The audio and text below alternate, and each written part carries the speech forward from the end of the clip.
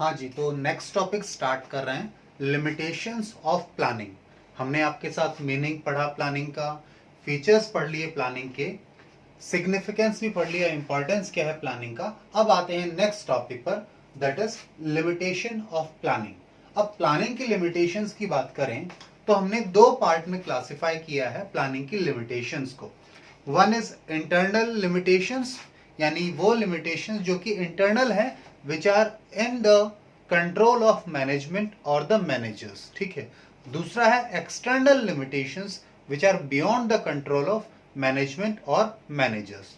तो आइए one by one start करते हैं। सबसे पहले मैंने आपके यहाँ पे लिख के रखा है इंटरनल लिमिटेशंस कौन कौन से हैं प्लानिंग के। वन बाय वन डिस्कस कर लेते हैं इनको। ठीक है।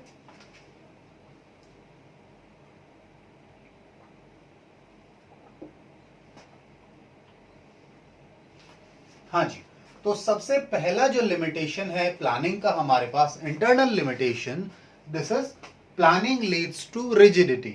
यानी प्लानिंग के कारण रिजिडिटी आ जाती है, एक इनफ्लेक्सिबिलिटी आ जाती है। ठीक है, रिजिडिटी कह दीजिए, इनफ्लेक्सिबिलिटी कह लीजिए।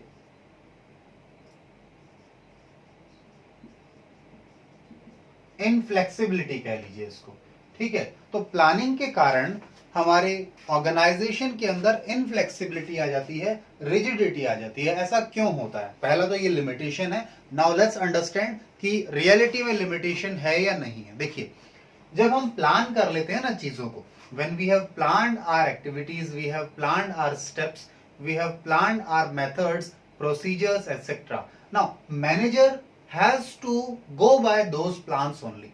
जब एक बार प्लानिंग हो चुकी, then manager do not have any option other than to move on that particular plan, course of action on the particular plan. Manager के पास और कोई ऑप्शन नहीं होता। Now in absence of such scenario, उसके लिए एक मजबूरी हो जाती है, ही कैन नॉट बी फ्लेक्सिबल। वो चाहे तो भी प्लान से डेविएट नहीं हो सकता। ठीक है, because he has to follow the particular plan, चाहे इन्वायरमेंट में चेंजेस आ रहे हों। ठीक है, he cannot do that. There are different people who will be looking after it, but as a manager he has to follow that particular course of action or that particular plan. ठीक है, इसीलिए हमने कहा planning जो है हमारे business के अंदर, हमारे ऑर्गेनाइजेशन में रिजिडिटी को ले आता है मेजोरिटी टाइम्स या नंबर ऑफ टाइम्स। ठीक है, या इनफ्लेक्सिबिलिटी को ले आता है। Then next we have is planning may not work in dynamic environment. अब आप समझते हैं डायनामिक एनवायरमेंट कौन सा एनवायरमेंट है? A environment which keeps on changing, keeps on changing, या जिसे आप कह सकते हैं कंटिन्यूअसली चेंजिंग। एक ऐसा environment which keeps on changing. अब आपको पता है our business environment, the environment in which a organization operates, conduct its activities is dynamic in nature. हमने बिजनेस एनवायरनमेंट में इस बात को पढ़ा भी है आप लोगों के साथ कि हमारा जो एनवायरनमेंट है वो डायनामिक है, कंटिन्यूअसली चेंज होता रहता है। ठीक है, अब जो प्लानिंग है वो डायनामिक एनवायरनमेंट में काम नहीं करता। क्यों? प्लानिंग आप कर रहे हैं फ्यूचर के लिए, फ्यूचर है, चेंज होता रहता है वो। ठीक है, तो आप कितना भी असेसमेंट कर लें, उसका कितना भी एनालिसिस कर लें, बट कहीं ना कहीं ये प्रॉब्लम आती है, ठीक, कि जो एनवायरनमेंट चेंज हो रहा है कंटिन्यूअसली, वहां पे फोरकास्ट करना बहुत मुश्किल है। मैनेजमेंट के लिए, मैनेजर्स के लिए, एक्सपर्ट्स के लिए फोरकास्टिंग करना बहुत मुश्किल है। तो हम कहते हैं अगर एनवायरनमेंट डायनामिक इन नेचर है बिजनेस का, तो वहां पर प्लानिंग काम नहीं करता। ठीक है, अनदर लिमिटेशन।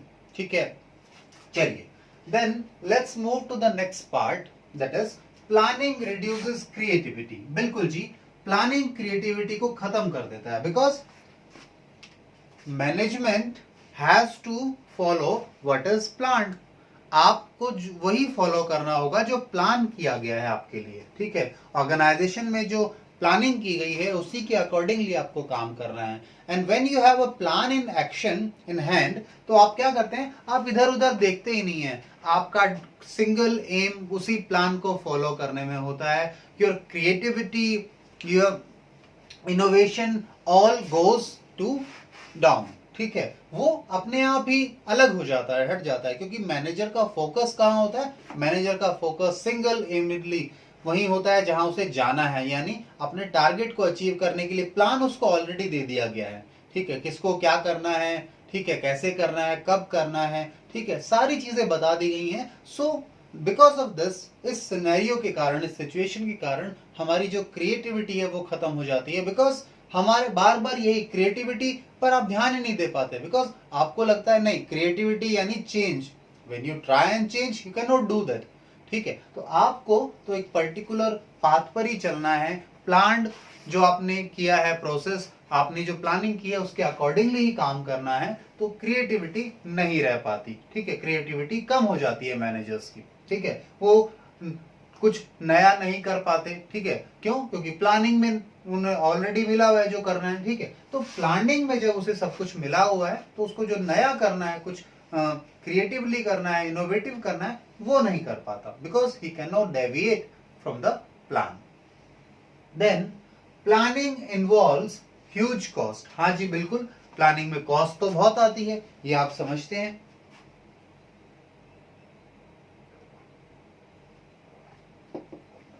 अब ये कॉस्ट आती कैसे है? ह्यूज कॉस्ट की बात हम जो कर रहे हैं, इसके पीछे क्या इश्यूज हैं? देखिए, अगर प्लानिंग की बात करें तो planning is a process in which we have to analyse and forecast for future. ठीक है, हमें काफी सिचुएशंस को एनालाइज करना पड़ता है। ठीक है, number of areas we have to go through, number of options we have to analyse. ठीक है, टाइम लगता है उसमें। ठीक है, इसीलिए हमने आगे इसे लिखा भी होगा कहीं पर, अनदर डिमेरिट है ये और लिमिटेशन है that it is a time consuming process. But पहले ह्यूज कॉस्ट पर आते हैं। ह्यूज कॉस्ट इसलिए है क्योंकि प्लानिंग के लिए ना आपको इंटेलेक्चुअल्स चाहिए, इंटेलेक्चुअल यानी प्रोफेशनल एक्सपर्ट्स चाहिए, जिनको ऑर्गेनाइजेशन को काफी हैवी सैलरीज पे करने पड़ेंगे। ठीक है, ज्यादा अमाउंट देने पड़ेंगे, तब जाके आपको एक्सपर्ट प्रोफेशनल्स मिलेंगे जो आपके लिए प्लानिंग करेंगे। ठीक है, यानी एक तो आपको इन टर्म ऑफ रेम्युनरेशन आपको पेमेंट करने पड़ रहे हैं फॉर द प्लानिंग पीपल। ठीक है, जो प्लान करेंगे सारी एक्टिविटीज को। दूसरा, प्लानिंग तो हो गया। दूसरा, अब इसके बाद एक और इश्यू है कि आपको जो एनालिसिस करना है, आपको जो रिसर्च करना है प्लानिंग से पहले, आपको फ्यूचर को फोरकास्ट करना है, उसमें भी बहुत कॉस्ट आती है। तो दोनों ही फैक्टर हैं जिसके कारण हम कहते हैं प्लानिंग इन्वॉल्व्स ह्यूज कॉस्ट। ठीक है जी, चलिए, ये हो गया हमारा फोर्थ लिमिटेशन, हमने डिस्कस किया आपके साथ। Then let's come to the point number 5, जो मैंने थोड़ा सा डिस्कस किया था आपके साथ, कि टाइम कंज्यूमिंग प्रोसेस है, टाइम कंज्यूमिंग एक्टिविटी है। प्लानिंग टाइम कंज्यूमिंग एक्टिविटी तो है, आपको यहां पर एनालाइज करने होंगे different options to make decisions. ठीक है, डिफरेंट ऑप्शंस को जब आपको एग्जामिन करना है, आपको एनालाइज करना है, आपको गो थ्रू करना है to find out the best option और बेस्ट अल्टरनेटिव, तो टाइम लगता है। ठीक है, अब ये टाइम लग रहा है, इससे कोई इशू नहीं है। इसके साथ एक और प्रॉब्लम है, जब टाइम ज्यादा लग रहा है तो डिसीजन मेकिंग जो है, जो डिसीजंस लेने हैं वो भी डिले होते हैं। तो हो सकता है प्लानिंग करते करते हो सकता है जो काम करना था वही पूरा हो चुका, उसका ही टाइम निकल गया। ठीक है, तो ये टाइम कंज्यूमिंग होने के कारण कई बार रियलिस्टिक नहीं हो पाता आपका प्लानिंग प्रोसेस के कारण। जो हमें अचीव करना है वो अचीव करने वाली चीज ही लैप्स हो गई है। ठीक है, जैसे आप प्लानिंग कर रहे हैं दिसंबर सेल के लिए, ईयर एंड सेल के लिए, और आपने प्लानिंग शुरू कर दी। आप प्लानिंग करके फाइनली आपने जब सब कुछ प्लान किया तब पता लगा दिसंबर एंड तो हो चुका है, जैन आ चुका है, नेक्स्ट ईयर स्टार्ट हो चुका है। तो अब उस प्लानिंग जो आपने किया है उसका कोई फायदा नहीं है, उससे कुछ पर्पसफुल अचीव नहीं कर पाएंगे। ठीक है, then last point under internal limitations is planning doesn't give guarantee of success. ठीक है, यहां पर मैंने बीच में एक वर्ड मिस किया है, बट उसके बगैर भी सेंटेंस सही दिख रहा है, कोई इशू नहीं लग रहा मुझे, कि planning doesn't guarantee success. Planning जो है वो सक्सेस की गारंटी नहीं देती आपको, क्योंकि प्लानिंग आप कर रहे हैं फ्यूचर के लिए, और फ्यूचर बहुत ही अनसर्टेन है। ठीक है, आप कितना भी ट्राई कर लीजिए, आप फ्यूचर को जब भी प्रेडिक्ट करने की कोशिश करते हैं तो कैसे करते हैं? आप पास्ट के डेटा को एनालाइज करते हैं कि पास्ट में ऐसा हुआ था तो इसके कारण ये इंपैक्ट आए थे। ठीक है। तो पास्ट के बेसिस पर हम फ्यूचर को प्रेडिक्ट करते हैं, जो कि जरूरी नहीं है हमेशा सही हो। ठीक है। तो जब आपका जो आपने प्लानिंग की है वही जरूरी नहीं कि हमेशा सही हो, उसी के चांसेस इतने नहीं है कि वो एक्यूरेट कितने लेवल पर होगा, तो वो प्लानिंग आपको गारंटी कैसे दे सकता है? Yes, you have tried your best, we have made plan basis the best assumptions, best scenarios, best forecasting, but still planning आपको सक्सेस की गारंटी नहीं देता। वी हैव ट्राइड, बाकी देखिए क्या होता है, because future is uncertain. That's why we have said कि प्लानिंग आपको गारंटी तो नहीं दे पाएगा सक्सेस की। ठीक है। तो these are the internal limitations we have gone through. अब इसके बाद हम एक्सटर्नल लिमिटेशंस को पढ़ेंगे, तो आप इन्हें नोट डाउन कर लीजिए एक बार। ठीक है, इंपॉर्टेंट पॉइंट्स को लिख लीजिए, फिर हम नेक्स्ट पार्ट पर चलेंगे। इसे मैं इरेज कर देता हूं। ओके।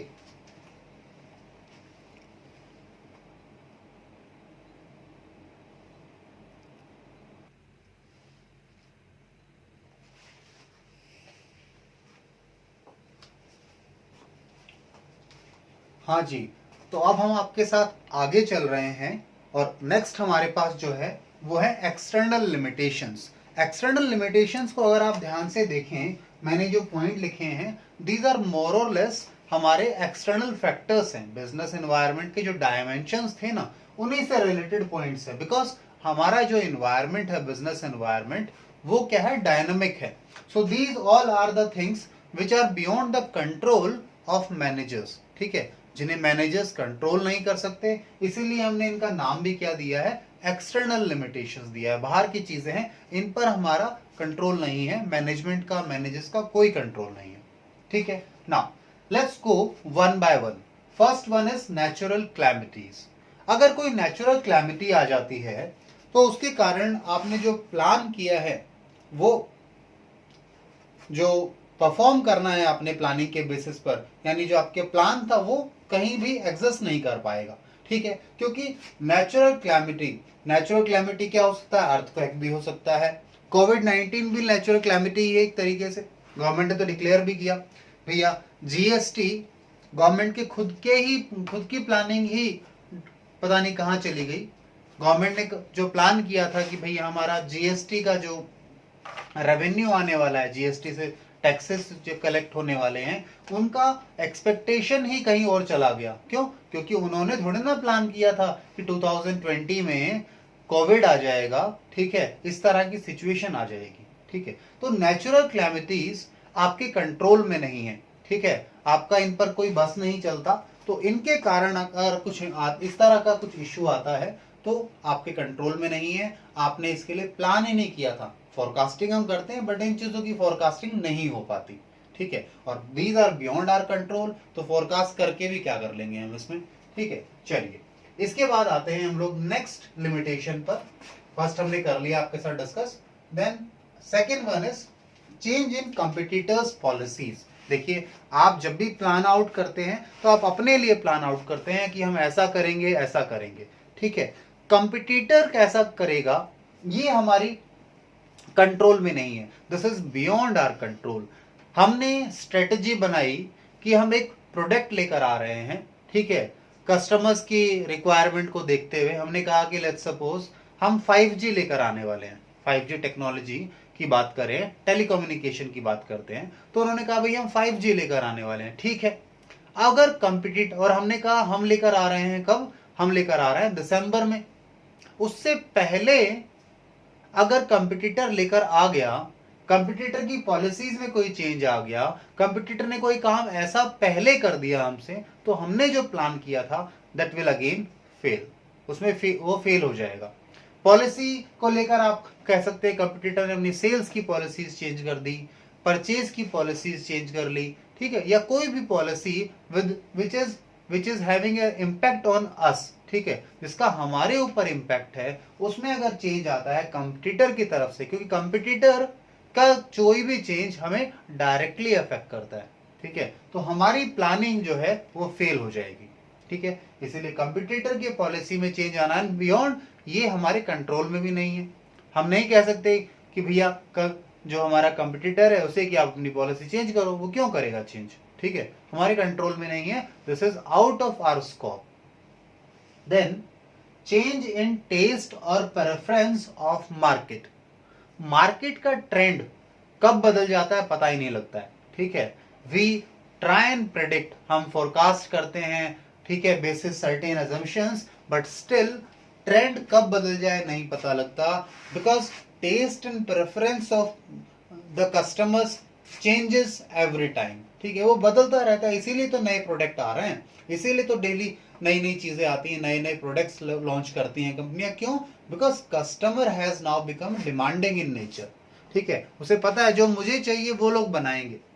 किसे पता था मोबाइल के जमाने में, ठीक है, मोबाइल आ गया, ठीक है, स्मार्टफोन आ गया जी, आजकल ऐसे ऐसे इक्विपमेंट आते हैं विद योर स्मार्टफोन जो आपको इसे मतलब इसे बहुत इसकी कैपेबिलिटीज को बहुत ज्यादा बढ़ाते हैं, ठीक है। तो ये जो नए प्रोडक्ट आ रहे हैं what they are due to change in taste और preference of our customer, ठीक है, उसी के कारण ये हमारे लिए इश्यू बन जाता है, ठीक है। And this is the change in taste और प्रेफरेंस ऑफ कस्टमर। ये जो चेंज आ रहा है ये हमारे कंट्रोल में नहीं है, managers can not control it, हम नहीं कंट्रोल कर सकते उनके टेस्ट और प्रेफरेंस को, ठीक है। Company has to mould itself to suit to the taste of customers और to the taste of market.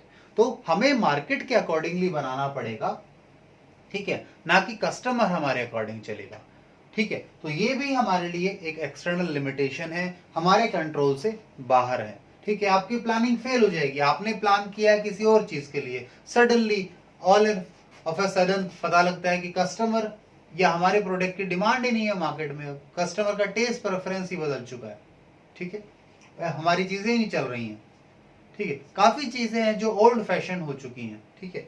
आइए, चेंज इन टेक्नोलॉजीज, जैसे अगर टेस्ट एंड प्रेफरेंस की बात करें, चलिए टेस्ट एंड प्रेफरेंस तो कर लिया, चेंज इन टेक्नोलॉजीज की बात करते हैं अब। चेंज इन टेक्नोलॉजी, टेक्नोलॉजिकल जो चेंजेस आ रहे हैं वो भी हमारे कंट्रोल के बाहर है, ठीक है। हमने बात की आपके साथ टेक्नोलॉजी के बारे में, हमने स्मार्टफोन की बात की, स्मार्टफोन के अंदर भी डेली नए नए चेंजेस आ रहे हैं। आज इस तरह के फोन आ गए हैं, ठीक है, जो आपको लॉक करने के लिए आपको कुछ ना की कोई पासवर्ड याद रखने की जरूरत है, ठीक है, ना कोई थंब इम्प्रेशन लगाने की जरूरत है, आपका फेस रिकॉग्नाइज करने लगा है वो। तो टेक्नोलॉजी इंप्रूव हो रही है। अब लेट्स सपोज एक टेक्नोलॉजी थी जो ये फेस रिकॉग्निशन वगैरह वाले नहीं, उसमें कस्टमाइज नहीं हो पा रही थी चीजें, तो वो जो टेक्नोलॉजी है पुराने वाली तो आउटडेट हो जाएगी। आप कंप्यूटर्स में देखिए जनरेशंस आ रही हैं, ठीक है, कहाँ पुराना जमाना जहां P4 P3 प्लैटिनम हुआ करते थे, ठीक है, पेंटियम कुछ आता था, पेंटियम P4 P5 इस तरह से जनरेशंस आई थी। अब i3 i7 i10 आ गया है, पता नहीं क्या क्या चल रहा है। तो टेक्नोलॉजिकल चेंजेस बहुत जल्दी आ रहे हैं, ठीक है, वो प्रेडिक्ट नहीं कर पाता बिजनेस। एंड सबसे इंपॉर्टेंट बात ये हमारे कंट्रोल में भी नहीं है, टेक्नोलॉजी नई हम लाएं या नहीं लाएं हमारे हाथ में नहीं है, that depends upon the market, ठीक है, मार्केट की क्या डिमांड है उसके अकॉर्डिंगली चीजें चलती हैं। And this is a first mover advantage thing, अगर आपके पास नई टेक्नोलॉजी है then you will be treated as a first mover, उसका एडवांटेज मिलता है। टेक्नोलॉजिकल चेंजेस पर भी हमारा कोई कंट्रोल नहीं है हमारे मैनेजर्स का, and that's why we treat it as an external limitation. Then the last one we have is change in government policies और change in economic policies. Government अपनी पॉलिसीज में चेंज लेकर आ जाती है, ठीक है, अब आप वो काम नहीं कर पाएंगे, ठीक है। लेट्स सपोज आज बात करें हम लोग इन्वायरमेंटल इश्यूज को लेकर, फैक्ट्रीज को रिलोकेट कर दिया जाता है बिकॉज गवर्नमेंट की पॉलिसी चेंज हो गई है, इस पर्टिकुलर एरिया में इस टाइप की इंडस्ट्री को चलने नहीं दिया जाएगा। अब ये आपको कहां पता था कि गवर्नमेंट पॉलिसी चेंज कर लेगी, ठीक है।